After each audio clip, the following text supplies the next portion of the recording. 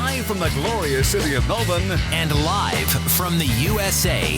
Your superstar hosts, Michael Sopel. I'm going to say we play and win a final. Sam Manhannett. The top four. Like it. Carlton. There it is. There it is. I was waiting for it. This is In the Ballpark.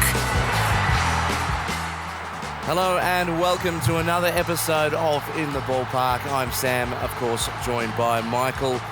Oh, wow. Going through the motions really are now. And it's starting to heat up before we get to the next set of buys. Round 10 is upon us. Of course, we kicked off with the game last night in Sir Doug Nicholls round at TO Stadium. We'll talk about Gold Coast win over the Hawks shortly, but we'll get to some news and our favourite moment of the round. How are you, Michael? Sammy, it's great to be here. It's great to see footy up in Darwin. I know the Northern Territory can sometimes get lost in the footy spectrum, but I mean, what a great game that was last night. Really high scoring. Yes, I've heard the comments a few times that, you know, the ball is like a cake of soap to handle. I've never handled a cake of soap, but I have handled regular soap, and it's hard to get a grip of.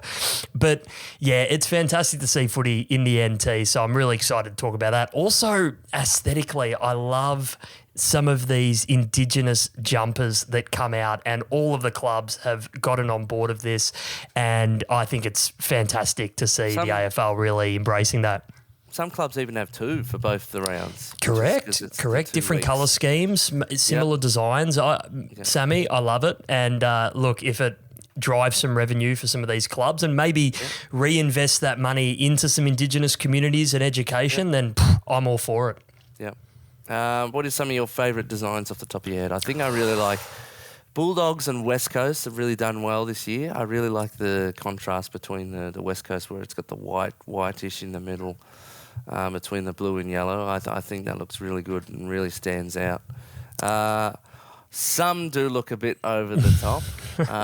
I'm not sure if I like Geelong's one. It's a bit too much going on there for me, but It is, and then you sometimes have these non-traditional colours starting to come into the jerseys as well, which I think Geelong did. Correct me if I'm wrong. So like a green and a red. Yeah.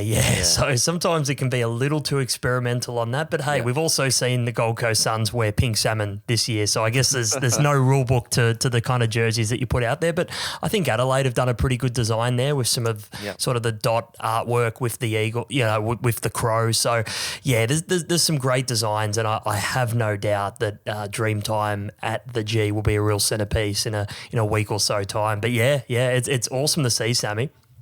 All right, favourite moment of last round. We'll start off with you.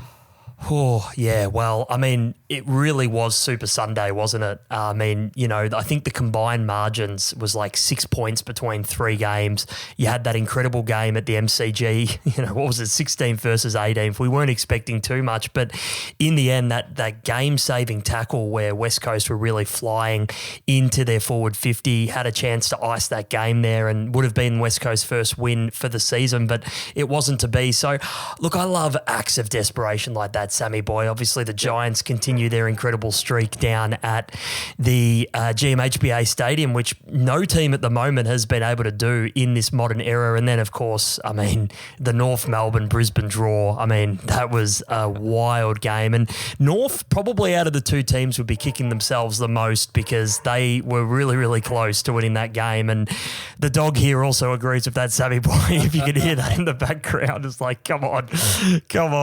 So, no, it's hard to pinpoint a moment. I would say Sunday, just the quality of footy and the closeness of all of those games, outstanding. Yeah, no, definitely phenomenal. I can't even say it. Was a good round. My one is a little personal and a little bit biased, but I have to say it was brought to a new level of what was the reaction after, which was pretty funny. So, Harry Mackay, we know, had a shot to seal the game for Carlton against St Kilda in a rough game that was, topsy-turvy in Spud's game. And I think it was perfect in the mental health game that he managed to ice the winner for the Blues. Oh, yeah. So the 100 hundreds and thousands of times that I've pulled my phone out to film a goal. Harry Mackay normally misses. I never have luck scoring goals. And then I thought it'd be funny because I've been doing the whole with our social media, putting some clips out, and I did a phantom call over the top while he was having the shot, and it went through and it won, and it was a great celebration. And then the next day, I checked my Instagram, and Carlton have posted this on their official Instagram and Twitter feed, leading their highlights package of the Harry Mackay's goal. So that was very exciting to see. And I guess now I'm official AFL commentator. Sammy, you were robbed in the KO competition. So this is compensation for that. Yeah. I will say from a social media standpoint, I really do love how footy clubs and honestly world codes of sport do this, where they compile all of this footage from the fans from all different vantage points, and they get the celebrations afterwards. It really brings home because sometimes when you watch a broadcast, Sam, you can hear the noise, but you're not there. And I just think it was fantastic that they led with yours by far. I watched the whole video. Your phantom call was the best. It just set up the whole thing beautifully. And I hope next time there's a little bit more of an endorsement there for future videos. Hopefully you're on their books now, Sammy boy, because you did them proud. Okay. Yeah, so that was a great moment in a tumultuous start to the year, I think. So we're steering the ship now, which is good. But we'll get to the round ahead later. Some news now, and actually, while we're talking about the grounds, I will go on a bit of a small rant here, and it was definitely noted by BT on his call.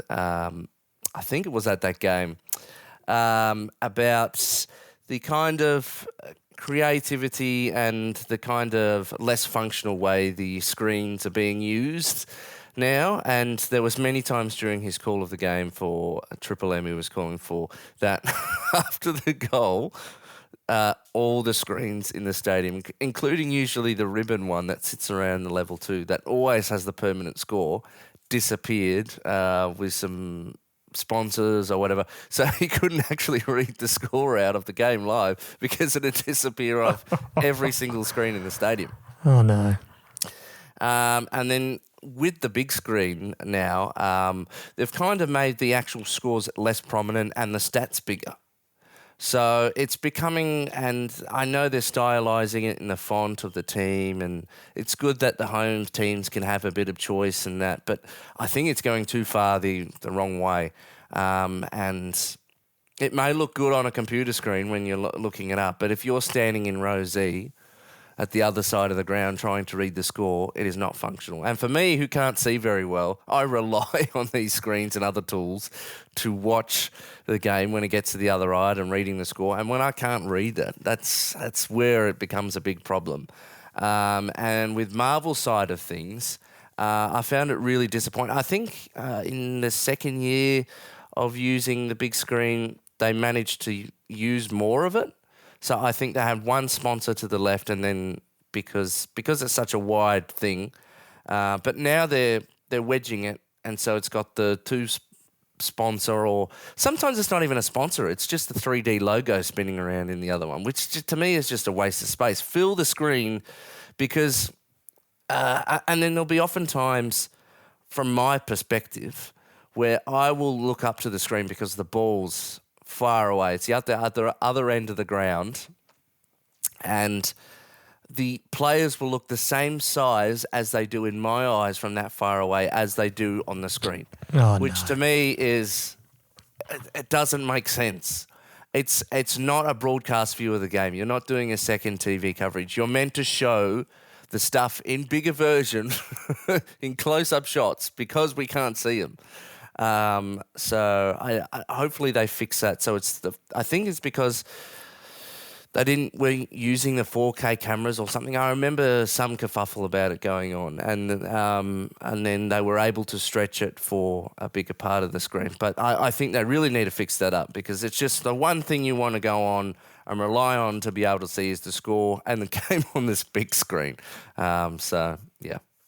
Oh, I completely agree with you, Sam. I think you talk about accessibility, and there are people in really tough spots in any stadium. I actually think there's a guy on Instagram that goes to stadiums and like sits in the worst possible seat, ones that are like obstructed by big beams and stuff. I think that's really funny. But yeah, I think at the end of the day, it's got to be accessible for all. Even when you're lining up for your, I don't know, your chips and hot dog, sometimes those really simplified TV screens just don't have the information necessary to sort of know what the damn score is or how much time's left. So, I just think in general, they got to mainstream everything a lot better. I think that's, they're getting too smart for their own good with some of those graphics, I think, Sammy. And as graphic designers ourselves, I think, we can appreciate things taken to a new level. But at the end of the day, if you're missing the absolute point, then, you've got to get back to the simples. Core part of the score and that. Just keep it simple, stupid. I love it. All right, on to some news now, and we'll start off with some sad news. This week we lost football legend Robert Walls, of course, a legend from the Carlton Football Club, as a player and a coach. And I would say for you and me, because we're young and we probably didn't get to see him as a coach, and we never really got to see him as a player, apart from highlights and things. I remember Robert Walls as a perfect and great expert commentator for Channel 10 during the Channel 10 days, and his time on, I think it was called The Fifth Quarter. That analysis show, I think he was on the couch as well, and a few other things. So he was a great spokesperson for the game, and I always enjoyed his coverage of the game growing up. And I probably at a young age, I didn't realise how synonymous he was with the Carlton Football Club. So I've learnt that over the last or the last decade, seeing highlights and things, and Carlton left a nice tribute with the rebuild of Princess Park. If you walk into the front doors of Icon Park, they've got a little Carlton museum set up. And with that, they have a Legends locker room, so a tiny little locker using the original lockers, and you can open up each locker. And then there's the name and Legends, who's behind the club, and he's got one of the lockers there.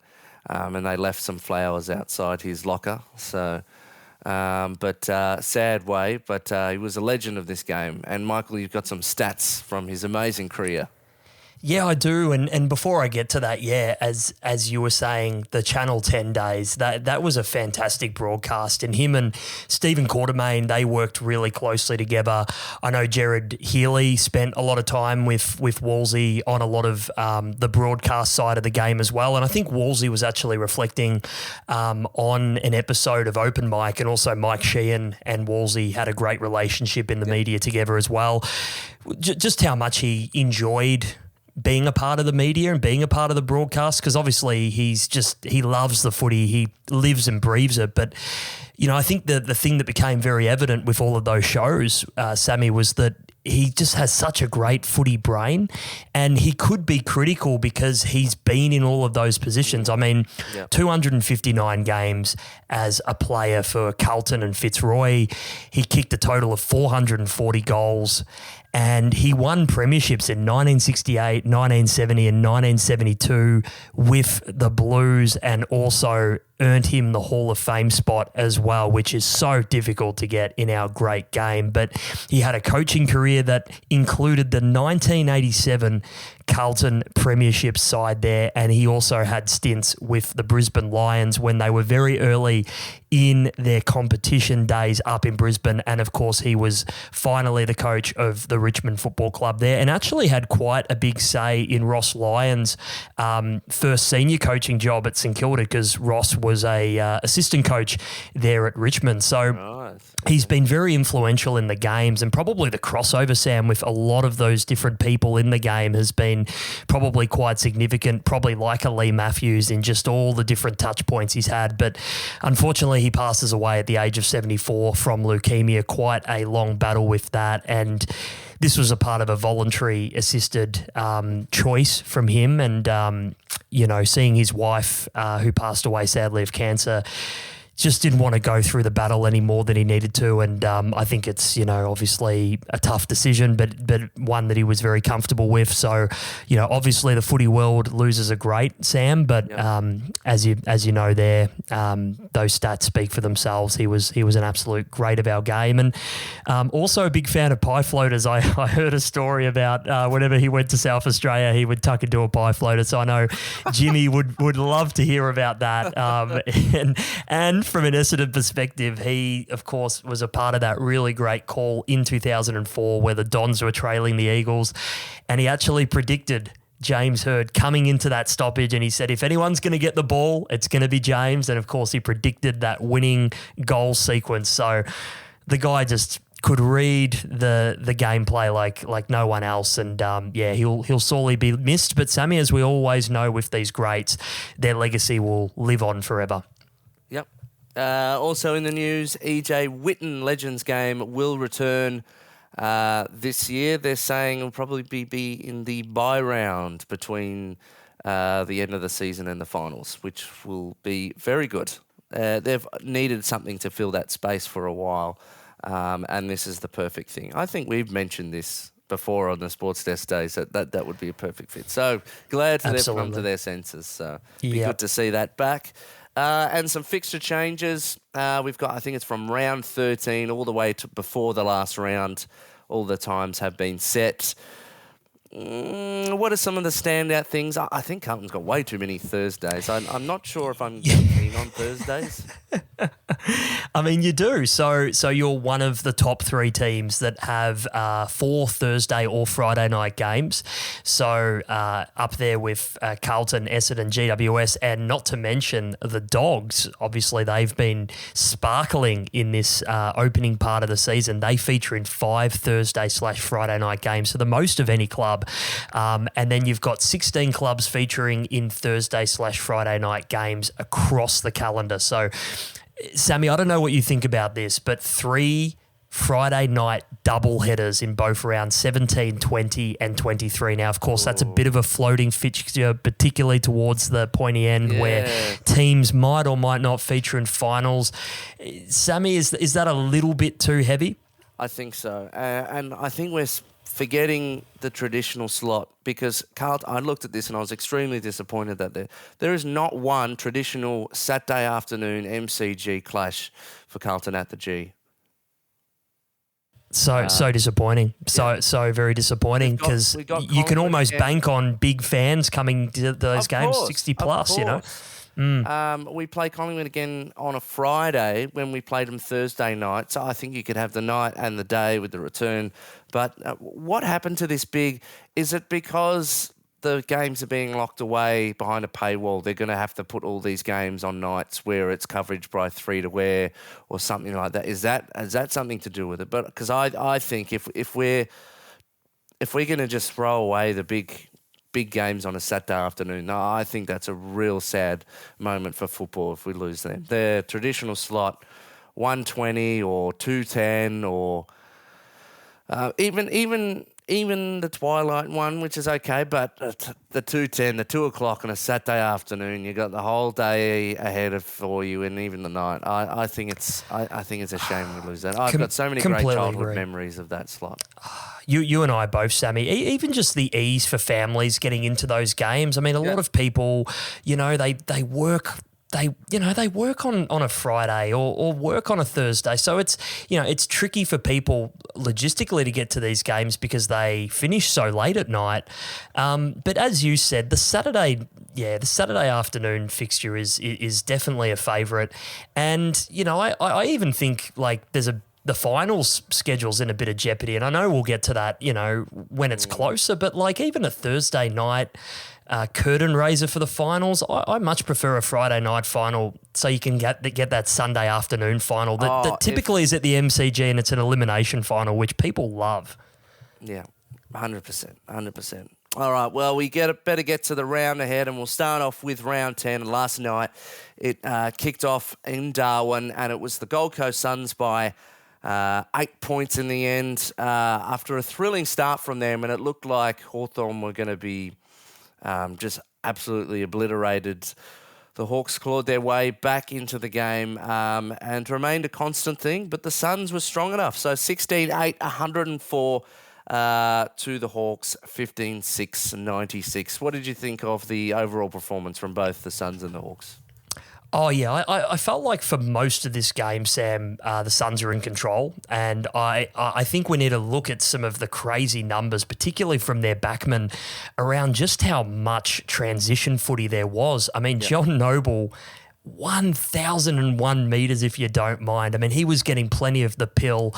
And, disposals. 36 disposals. So there you go, Sammy. That just talks to just how much he was accumulating. Look, a lot of them were great. And I think the Suns on transition are one of the most dangerous teams in the competition.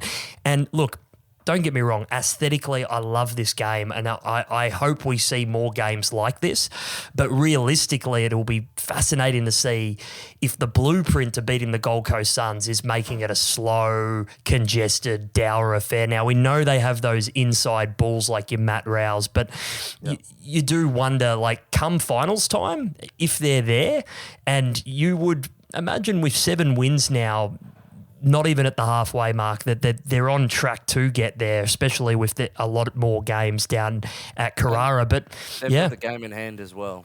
And they've got that game in hand. So, yeah, I think there's a lot in their favour. But I think if they can sort of flip between those two modes of style, I think they're going to be very well suited to finals footy, as we know, Sam, with that heavy kind of congested style that it turns into. But yeah, this was definitely a pinball type of game, and I thought Hawthorn did really well to keep in it. And I mean, they actually took the lead back within the last couple of minutes, maybe even right on the siren of 3/4 time. So they were absolutely up to their eyeballs in this game. And but what I will say about Hawthorn is their forward line's a little bit of a watch, Sam. I think that obviously Nick Watson, the Wizard, I mean, he was incredible, kicked some incredible goals. Marby Chol's first half was pretty quiet. Cal Shadir got subbed out. So there are maybe a couple of passengers in there at the moment.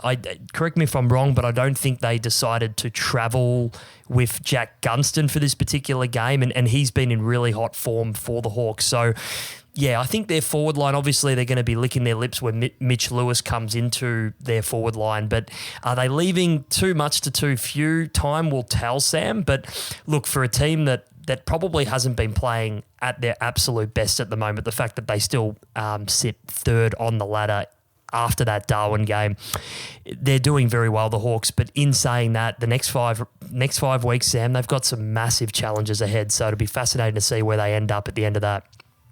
I think they may be one of the sliders ahead. I think I think it was predicted earlier in the season that sometimes you have that flash in the pan year that's really good, slide down a bit, and then you'll rebuild and you'll come back and be a consistent force. And then that's the tide of a young team.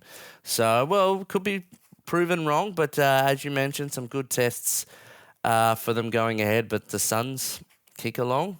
And, wow, big season for them. And they're just playing Damien Hardwick's brand of football so well. So really suits them, the counter-attack style. A couple of stats from that. Hardwick, 3, doing the coach's name proud. Chol, 3. Long, 4 goals, 1. Oh, sorry. Hardwick was the other side, so he's not doing his coach proud. But what about Long's hanger as well, Sammy, while we're on him? I mean, I just love these fixtures, particularly the extended Sir Doug Nicholls round, where you get to see the Indigenous players playing in front of a very strong Indigenous crowd. And, yeah, that hanger in particular, I think Jed Walter, Sky Walter, as they were calling him after that, took another great clunk. So. That's great. So, I mean, it's great to see, Sammy. All right, round 10 continues Friday night. As of recording, it's tonight. Sydney Swans and Carlton from the SCG. Big game this all of a sudden. Big game of this. Carlton will officially be back in the hunt if we can get this done. We've turned the season a little around and we're getting back to the football that we want to play. But at the other side of things, the Swans they're kind of hanging for dear life in their season at the moment as well. No, they have a lot of injuries, but they're just not being the Swans that we've seen over the last couple of years. Ins and outs for this game. So Joel Amati comes in, Peter Laddams out, Ben Patton and Hayden McLean. Carlton, Mark Pitternet comes in for the first time. We've seen him. Jordan Boyd, Matthew Carroll, out Lachlan Cowan, Blake Acres and Tom de Koning. So Tom de Koning hit his larynx during training this week. So it's going to be interesting without him to see how Pitternet goes. But what are your thoughts about this one? Yeah, obviously, being a Don supporter, very happy to get over the line against the Swans. And to be honest, Sam, second half fade out again from the Dons, which meant that the Swans actually had quite a lot of chances to not only get in front, but kind of ice that game. They were very lackluster in the forward line, and I think that one miss from Aaron Francis right in front, that'll haunt him a little bit against his old side. But yeah, you said it, Sam, that the Swans are really hanging on for dear life. And, you know, the SCG this season hasn't really been a happy hunting ground for them either. So, you know, with that in mind, you would think the Blues starting to kind of, as you said, get into a little bit more of a consistent flow. I thought that win against St Kilda was hugely gritty, and I think we may have spoken off air about it. We little surprised that the Saints decided to sort of turn it into a bit of a slugfest in the second half with some of Carlton's injuries. So, you know, I think it really suited Carlton's play, and in the end to win the game as professionally as you did will give the boys a lot of confidence. And I just think your back line's been sensational, and the Swans forward line isn't really too noticeable. So I think if the Swans are any chance of winning this game, Sam, they're going to have to find different avenues to goal, and obviously they're going to have to be a lot more straight in front of goal. In saying all of that, I just got a tip with the slightly informed team, and that's Carlton. Okay. Joel Amati coming back in does help their cause for there. But I would say this is another fixture that is synonymous with Carlton being terrible at. The SCG is not a happy hunting ground, along with the Adelaide Oval. And I went to this fixture 2 years ago and was very disappointed with our turn up there. And I think the same went for last year as well. So there's that mental element as well, because we can't get that done up there. But I'm hoping this time, with just the way they are at the moment, they're not at their best as well, that finally we can kind of break a drought there. And then if we can do that, then I would be confident that we are getting our things back together.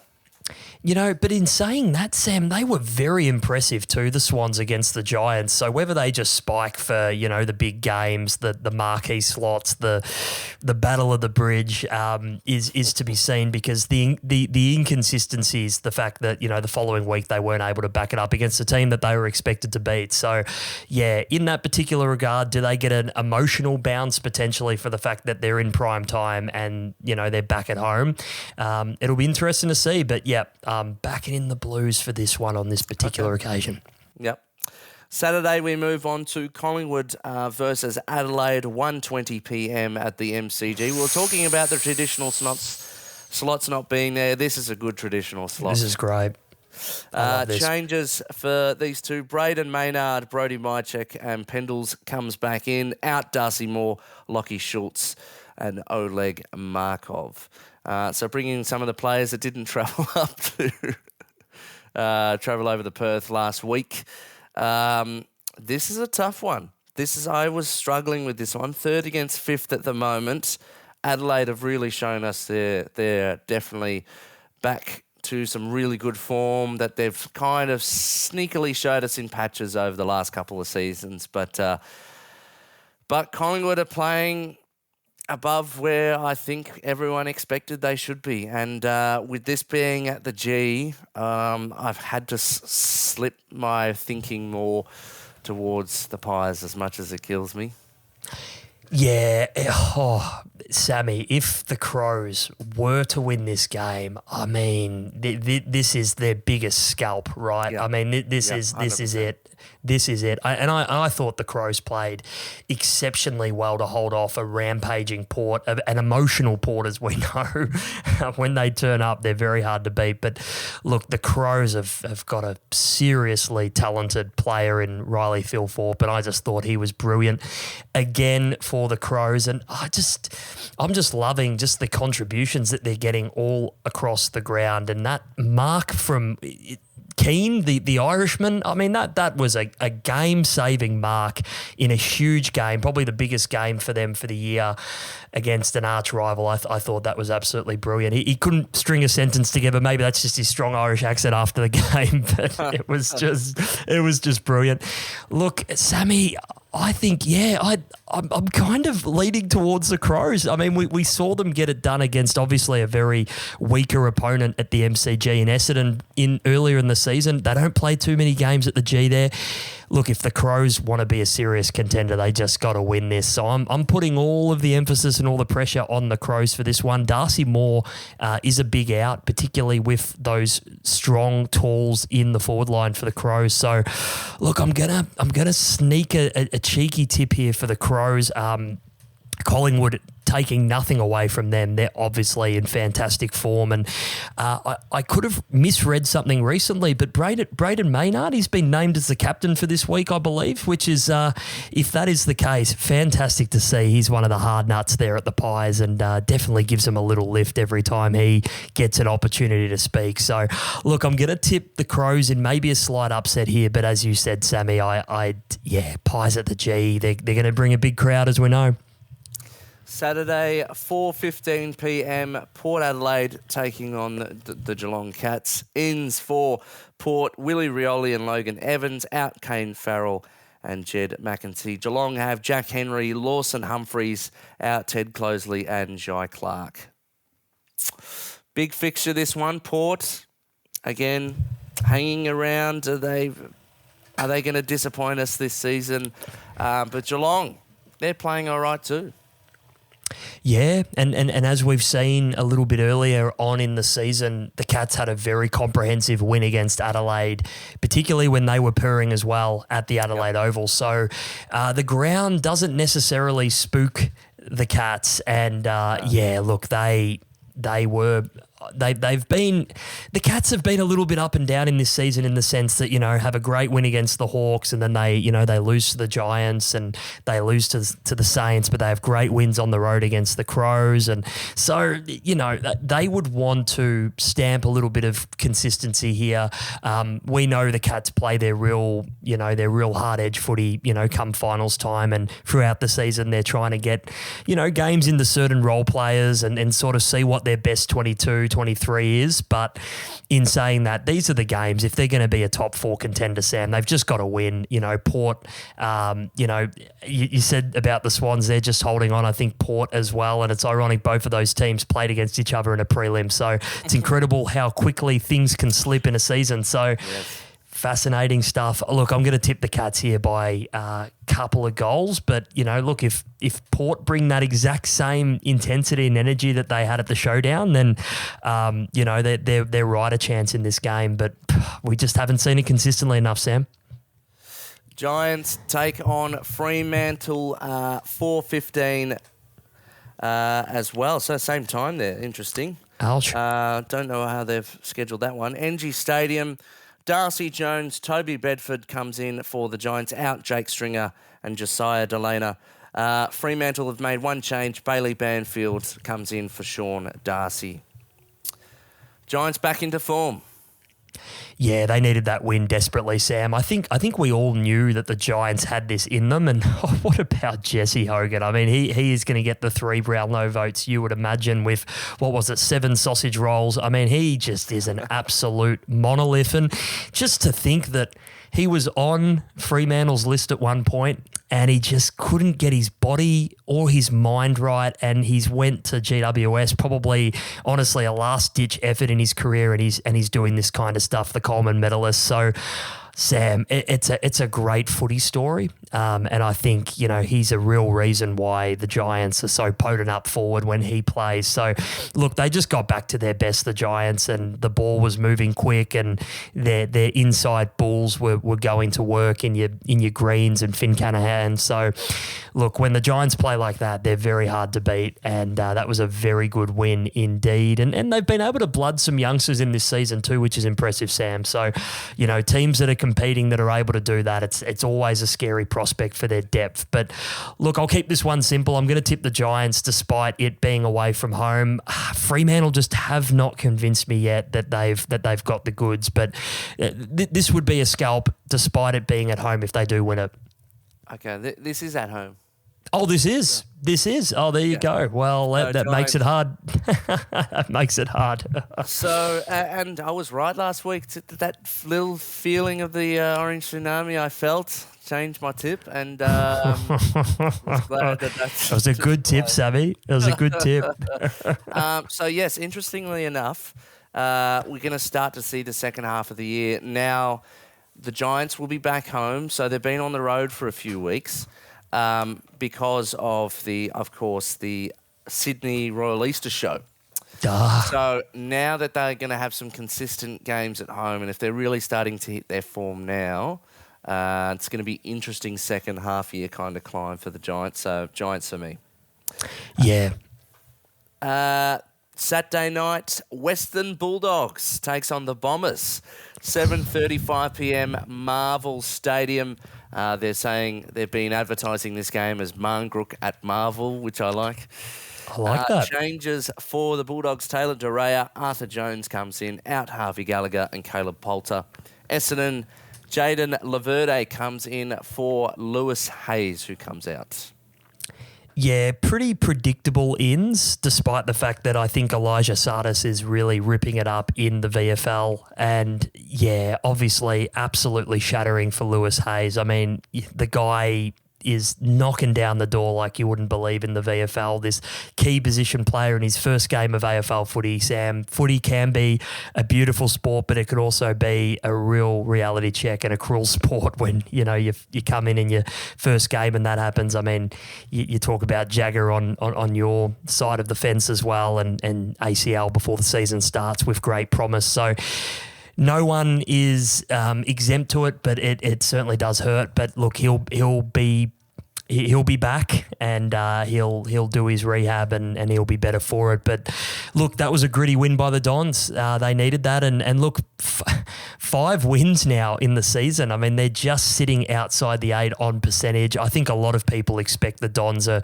a part of a longer build, and I think without the coach actually saying it, the media are kind of projecting it by going, oh, look how exciting, Caddy and Kako and Durham and, all these players are. And it's like, yeah, we knew that. And I think if you look at the Dons draft hand in this upcoming draft, along with some of the academy picks that they're going to have, why would you rush it, Sam? So, look, I think just based on what the Dogs are doing and based on what the Dons are doing, I think you've just got to tip the Dogs based on their incredible form this season. And I don't think it's an overly fair matchup either. But look, if the Dons can play somewhat consistently, then they give themselves every chance at Marvel, where they do typically play pretty well. They give themselves a chance. But I would like to think that the days of getting thumped by the Dogs, particularly that one occasion when we lost by triple figures, are over, Sam. But who the hell knows? Well, interestingly, last time you did meet, you did get the job done. We did. Jockeys. That was a good game, yes. The bow and arrow came out. There's my shout out. I don't know. You gonna go the upset, Sammy boy? No. I thought he was. You teased me there, mate. I'm just saying that maybe a bit of a shaking the shackles with their loss up in Darwin. Maybe we've seen this from the Bulldogs before, where we were confident of where they were and where they are, and they just completely slipped away. Is this the year that's finally not going to happen? Then good for them. So I am going to tip the Dogs. So not the Dons, but there's probably a little bit of percentage there that they could throw this away. Yeah, just maybe. Look, I will tip the Dogs on a safe bet here, but Sammy boy, I mean, come on, Dons. We've got to check our tipping scores. I'll get see if you Yeah, can we get that up do. on the AFL app at the end, and tipping up. We'll compare the scores because that's how We'll we'll have to. know. Sunday, Richmond versus North Melbourne, 16th versus 17th. But I feel like there's a bit more in this game than a 16th versus 17th traditional clash. Ins and outs, Jaden Short at the moment, Campbell Gray, Jasper Alga. Named in the other ends, Zach Fisher, Will Dawson and Will Phillips. So extended kind of teams at the moment. How are we feeling with this one? How are we feeling? What a thrilling finish for the Kangas last week. And can you believe that the last time that North have played at the G was 2017? Yep, last time they won was 2017, and I think played they at one, played it. Yeah, they've played at the G. Look, they don't play at the G too often, but in saying that, I think 2017, they pulled up the team. I think they bet Melbourne by memory, and that was a long time ago when coming up on but you'd have to say, Sammy, this would be their best chance, right? I mean, look, Richmond did look really, really good last week, but look, North have been right up to the fight the last couple of weeks in games, and that they're starting to build a much more exciting, hopefully more consistent brand for them.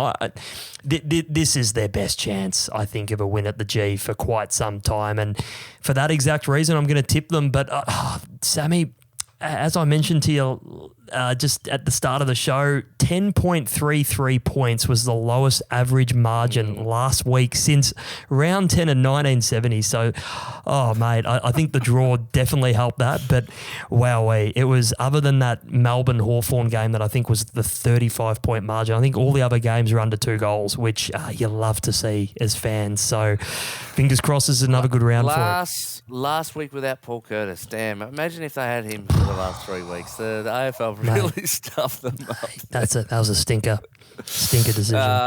But they've been doing all right without him, and but some good moments from Richmond that are really firing them up. Of course, we mentioned that big tackle by Tom Brown. Good to have a Tom Brown in the name, the lights. That's actually likeable. Sorry, that's a cheap joke. Bevo would have liked that one, Sammy.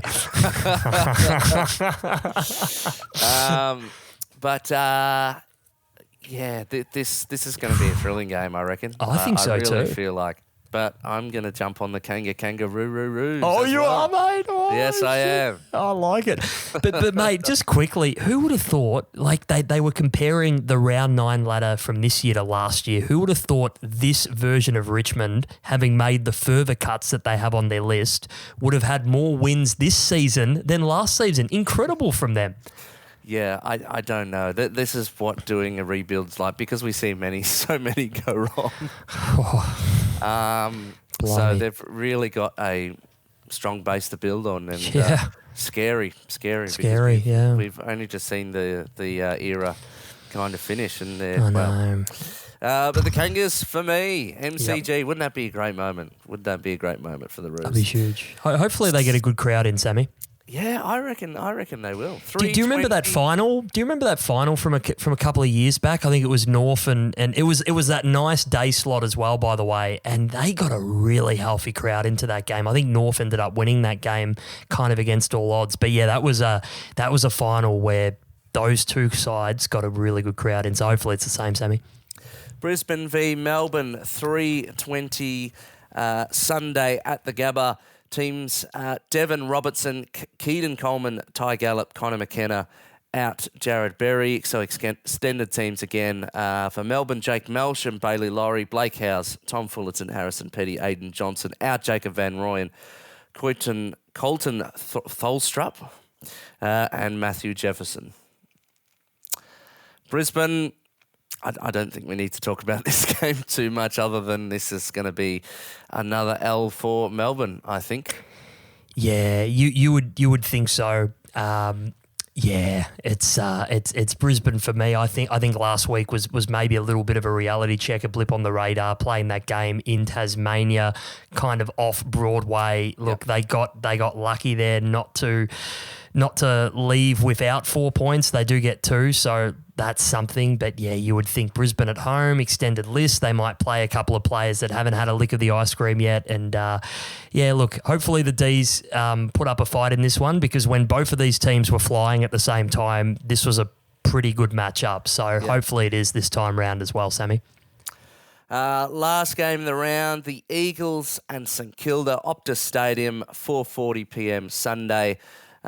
In for West Coast, Oscar Allen, Bo Allen, Clay Hall, Jack Williams, out Archer Reid. St Kilda, Angus McLennan, Mason Wood, Toby Travilga, I can't say his name, Ari Schoenmaker, Harry Boyd, out Dougal Howard and Liam Stocker. Now I have to apologise, last week I called Mateus Philippou Matthew Philippou. I thought you would have corrected me, Michael, but no, obviously that one slipped under the radar. Shit. Now, West Coast, they've been, as much as the positives that we've kind of seen from some of the lower teams, West Coast has not been one of them. Do we give them any chance against Saints at home? Yeah, I actually would give them some chance in this game, which I think the Saints obviously have a much better list and have actually travelled to the West pretty well when they've went there over the last couple of seasons. But, you know, if you're just a little bit off in this game and West Coast actually maybe even string a half of football together, they're as strong of a chance as anyone. So, look, I am going to tip the Saints for a safe bet here, but it's been a very luckless season for the Eagles so far. Still waiting on that first win, and when it gets to the stage where it's the second half of the season, it could come against any team. So it could. It's a scary proposition. But looking at recent form for Saints, as you say, playing West Coast at Optus, it's been pretty much one way for the Saints for at least 5 or 6 seasons. So think the Saints can get this done. They'll bounce back. And that is round 10. Wow, Sammy.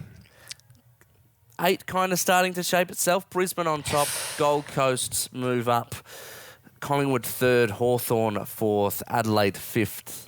Bulldogs 6th. Geelong 7th. GWS 8th. And the Blues and the Bombers just hanging out in 9 and 10. Just, putting out our lines and just, waiting for a team to falter. And we thought it was going to be the Giants. We've thought every now and again it's going to be the Dogs. But, yeah, it's going to be interesting to see what team does fall out, because typically there is one that might just lose a bit of momentum in the second half of the season, Sammy, and whether a couple of those 3 or 4 teams sitting below them can gain a little bit of momentum and form. It will be interesting to see. But, my word, don't we have another cracking finish? Sammy boy. Really enjoying this season. I think we're starting to see the good games come out. I know we had a slog of about 3 or 4 rounds where some of the games were pretty average, but this second half of the season is going to be good. I think fatigue's going to start to come in because of the imbalance of some of the buys and stuff. So. And Sammy, you know what I'm looking forward to? Popcorn's ready and everything. The mid-season draft. I'm pumped for it. I'm going to watch every moment of the coverage of it, because guess what? The Dons have 4 list spots. So anyone listening out there, get your ass to training and start doing something, because if you're over 6 foot and you're somewhat playing the ruck, you're a chance. You're a chance. Get down to pub footy. Come on. Oh, gee. All right, thanks for listening. Keep up to date on social media in the ballpark. Hey, you may see my face across other channels of social media as well. But give us a follow, give us a rating, and enjoy your big weekend of footy.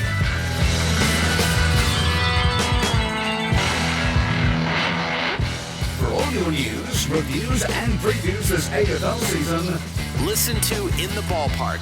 Download the podcast now.